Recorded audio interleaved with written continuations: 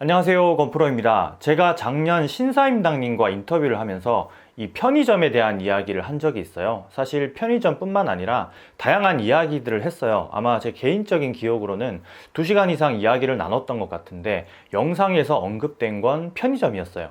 저는 당시 편의점 창업을 조금 조심해야 될 필요가 있다는 뉘앙스로 이야기를 했는데 그 뒤로 정말 많은 연락을 받았어요. 심지어 관계자들에게까지 말이에요.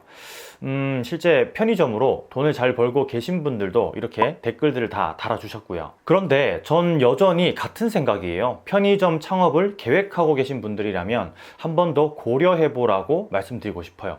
오늘 좀 더 그 자세한 이야기를 하고자 하는데 여전히 이 불편한 사람들이 있을 거예요. 뭐 어쩔 수 없어요. 제가 그 불편함을 감수하고 이 영상을 찍고 있는 거니까요. 이 편의점 신봉자들은 조용히 이 뒤로 가기를 눌러주시면 좋을 것 같아요.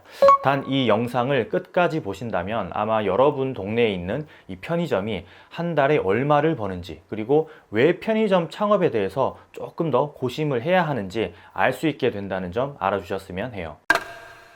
우리나라에 편의점 개수가 몇 개인지 아는 사람이 있을지 모르겠어요. 이 좁은 땅덩어리에 편의점 개수는 자그마치 4만 개예요. 4만 개.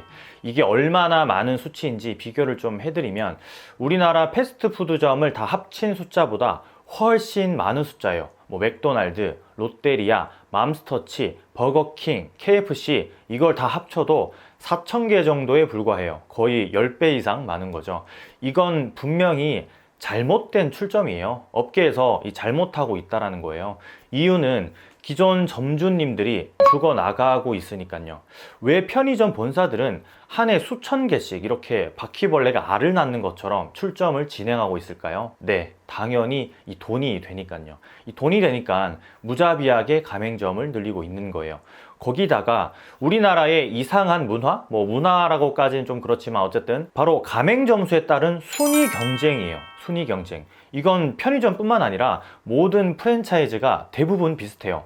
가맹점 수가 많으면 내가 1등이라는 어떤 프레임을 씌워서 영업하기가 훨씬 좋거든요.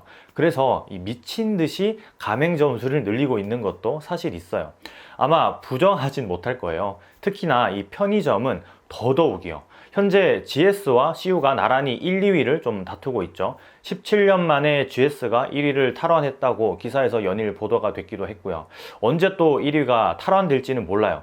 뭐 어쨌든 그들에게는 이 1위 자리가 자존심 싸움이니까요. 이 자존심 싸움에 기존 점주들의 등골은 아주 그냥 휘어지다 못해 부러지고 있어요. 제가 얼마 전에 이야기를 나눴던 A씨, 영상에서도 말씀드렸지만 경쟁점 출점으로 하루 5만 원의 매출을 올린 적도 있어요. 거의 1년 새에 5개의 경쟁점이 출연한 거예요. 그것도 500m도 되지 않는 거리에 말이에요. 가맹 본사에서는 이런 사정을 과연 모를까요? 아니요, 아주 잘 알고 있어요. 다만 가맹을 희망하는 사람들에게만 이런 사실을 전해주지 않을 뿐이죠. 그저 잘 나가는 점주님들, 뭐 다점포 점주, 그러니까 혼자서 뭐 2개, 3개씩 편의점을 운영하는 사장님들의 모범 사례들 아주 잘 전파하고 있죠. 굳이 리스크를 드러낼 필요는 없으니까요. 그래서 우리가 좀 똑똑해져야 한다는 거예요. 그런 사탕발림에 속지 말아야 한다는 거죠. 다만 케바케인 건 맞아요. 관계자라고 칭한 분께서 말씀하시길 실제 편의점을 뭐 5개 이상 운영하면서 거의 오토형 점주로 아주 행복한 삶을 살아가고 있는 사람도 있다고 했으니까요. 물론 저도 기사를 통해서 뭐 인터뷰를 통해서 많이 봤어요. 실제 제 주변에도 편의점 뭐 2개, 3개를 운영하면서 다른 사업을 또 영위하고 계시는 분도 있고요. 그런데 중요한 건 너무 평균치가 좀 떨어져요. 과연 실제 전국 이 4만 개의 점주님들 중에서 그런 사람이 몇 %나 될까요? 헛된 희망이지 않을까 싶어요. 설령 장사가 조금 잘 된다고 쳐도 가맹계약 방식에 따라서 이 수익률이 현저히 떨어지게 돼 있어요. 이건 초기 투자 비용이 조금 적게 들어가기 때문에 뭐 감나라 배나라 할 수 없는 부분이지만 이 많은 사람들이 잘못 알고 있더라고요. 한 20-30% 남는 줄 알고 있더라고요. 제가 일전 영상에서도 말씀드렸지만 초기 투자 비용을 가맹점주가 대부분 투자하느냐? 아니면 본사에서 일부 지원을 해주느냐에 따라서 이 수익률이 달라져요. 이건 당연한 부분으로 생각해야 되는 건 맞아요. 뭐 선택할 수 있으니까요. 다만 이 계약 조건에 여러 가지 형태가 좀 복합적으로 이루어져 있다 보니까 사실 이걸 뭐 100% 잘 이해하고 감행하는 사람들이 많지 않다라는 것도 문제예요. 이 매번 계약 옵션이 바뀌는 부분도 크고요. 적은 초기 투자금으로 편안하게 월 300만 원 정도는 벌 수 있다고 생각하지만 현실은 절반에도 못 미치는 수준이니까요. 하지만 이 계약이 5년이라서 그만두지도 못하는 심정 아마 해본 사람만 알 거예요. 게다가 이 공격적인 각 편의점 본사들의 출점으로 해가 바뀔수록 경쟁점이 늘어나고 거기다가 동네 24시 마트라도 하나 딱 하고 들어온다면 바로 GG 굿게임이 되는 거예요. 그 누가 살아남을까요? 우리나라 편의점이 출점하는 걸 보면 신기하게도 대형 편의점보다는 소형 편의점이 많아요. 그러니까 20평 미만 편의점이 대부분이라는 거예요. 이 좁은 땅덩어리라서 그럴 수 있다라고 보기에는 옆 나라 일본만 봐도 그렇지 않아요. 일본은 인구 한 2200명당 편의점이 한 개이지만 우리나라는 1300명당 편의점이 한 개예요. 일본은 오히려 대형으로 오픈을 하는 추세이고요. 얼마 전에도 제가 보여드렸죠. 이 편의점에 주차장까지 있는 모습을요.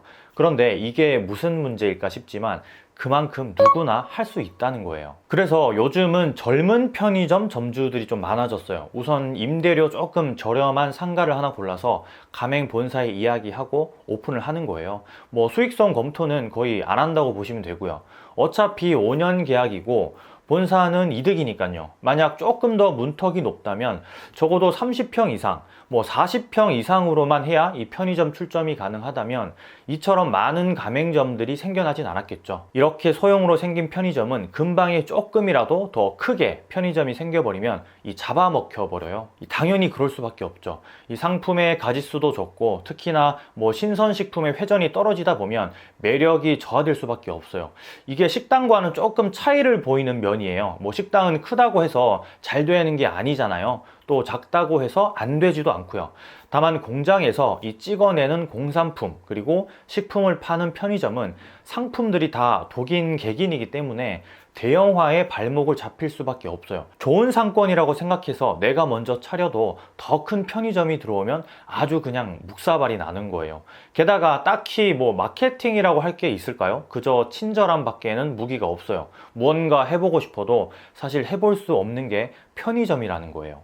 이 점주 중심형 운영이 쉽지 않다라는 거죠. 식당의 경우는 좀 신메뉴를 개발하든 뭐 지역 기반 마케팅을 하든 컨셉을 좀 제대로 잡든 온라인으로 좀 새로운 손님을 유입시키든 다양한 방법이 있어요. 물론 안에서 탈이지만 뭐 어쨌든 편의점은 딱 그 반대예요. 본사에 집중해야 되고 상권에 집중을 해야 돼요.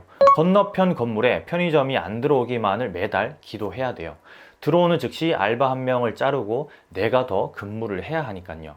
그런데 거기다가 점입 가격으로 이 마트가 들어오면 어떻게 될까요? 더 싸고 상품의 가짓수도 많고 24시간 영업을 하고 뭐 무며 배추며 콩나물에 아침에 방금 들어온 이 두부까지 팔고 배달까지 해줘요. 이 점포 개발을 담당하는 사람들은 당연히 이 손님층이 다르다고 하지만 이 매출이 주는 건 어쩔 수 없겠죠. 우리나라는 편의점에 대량 구매가 없어요. 뭐 1+1, 2+1 이런 형태의 마케팅은 있어도 마트처럼 대량 구매는 없다는 거예요. 그런데 미국만 보더라도 이런 대량 구매가 가능해요. 지금의 GS25에서 서비스하고 있는 이 나만의 냉장고의 약간의 업그레이드 버전인 셈인데 매일 편의점 도시락을 사 먹는다면 그걸 수십 개씩 미리 구매하는 거예요. 조금 할인율을 적용해서요. 이건 대만이나 일본에도 있는 시스템이에요. 20평 이하의 구멍가게 수준의 편의점이 많은 우리나라는 이런 서비스가 힘들 수 있어요. 아니 본사에서 원하지 않을 수 있겠죠. 수익성이 오히려 떨어지는 방법이니까요. 그런데 재밌는 건 이렇게 수익성 떨어지는 일을 왜 다른 나라 편의점에서는 하고 있냐는 거예요. 이 포인트 적립만 해도 그래요. 우리나라는 대부분이 이 포인트 적립을 권하지 않아요. 이 본사 자체에서 서비스는 하고 있지만 점주님들, 뭐 아르바이트생들 이 교육이 제대로 되지 않은 건지 아니면 귀찮아서 이야기해주지 않는 건지 어떤 건지 몰라도 포인트 적립을 하라고 하는 사람이 많지 않아요. 그런데 이런 포인트 적립을 적극 권장하고 해주면서 이 팬을 늘려나가는 서비스가 다른 나라에서는 이미 표준화되어 있어요. 일본도 그렇고 뭐 대만도 그렇고 미국 역시도요. 당장에는 조금 손해를 보겠지만 출혈 경쟁이 지속되다 보면 이 팬을 보유하고 있는 편의점 브랜드가 살아남겠죠. 더 많은 혜택을 누리고 싶은 게 소비자이니까요. 제 지인 중에 제주도에서 편의점 관련 일을 하고 있는 친구가 있어요. 이 친구도 편의점 창업을 생각했다가 결국에는 포기하고 제주도에서 관련 일을 하고 있는데 아직까지도 편의점 창업을 희망하고 있더라고요. 그래서 제가 물어봤죠. 요즘 상황이 좀 안 좋지 않아? 라고 말이죠. 근데 이 친구가 뭐라고 했을까요? 네, 바로 이렇게 이야기했어요. 10곳 중에 9곳은 힘들고 한 곳은 그래도 잘 되네 라고 말이죠. 이 한 곳 때문에 이 친구는 희망을 버리지 못하는 것 같아요. 물론 잘 될 수 있어요. 100%라는 건 없으니까요.